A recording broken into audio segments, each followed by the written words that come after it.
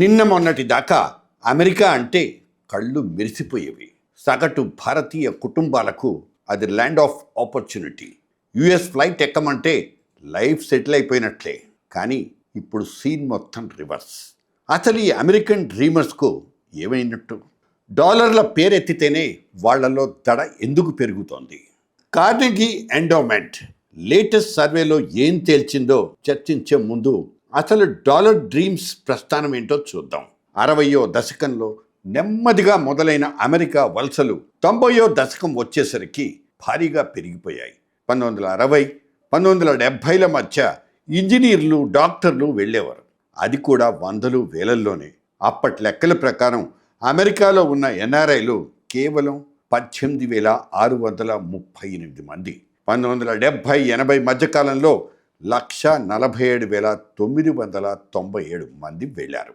ఇక 90ల్లో IT boom వల్ల migration వేగంగా పెరిగిపోయింది. 1980-90ల మధ్య 2,31,649 మంది వెళ్తే 1990-2000 మధ్య ఆ సంఖ్య 3,52,528 మందికి చేరింది.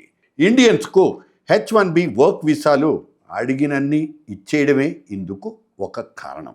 ఇప్పుడు ప్రవాస భారతీయుల సంఖ్య దాదాపు 50 లక్షలు దాటేసింది. ఇందులో అత్యధికులు ఆంధ్రప్రదేశ్, తెలంగాణ, గుజరాత్, పంజాబ్, మహారాష్ట్రాల నుంచి వెళ్ళిన వారే.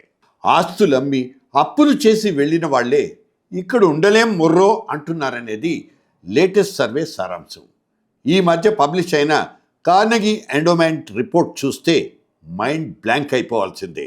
ఏకంగా 40% Indian Americans back to home ఆలోచనలో ఉన్నారని తేలిపోయింది. బాబోయ్, ఈ అమెరికా వద్దు, మనం జెండా ఎత్తేద్దాం అంటూ గట్టిగా ఆలోచిస్తున్నారు మన భారతీయులు. సుమారు 50 లక్షల మందిలో దాదాపు 20 లక్షల మంది ఎగ్జిట్ ప్లాన్ రెడీ చేసుకుంటున్నారని ఈ సర్వేలో తేలింది.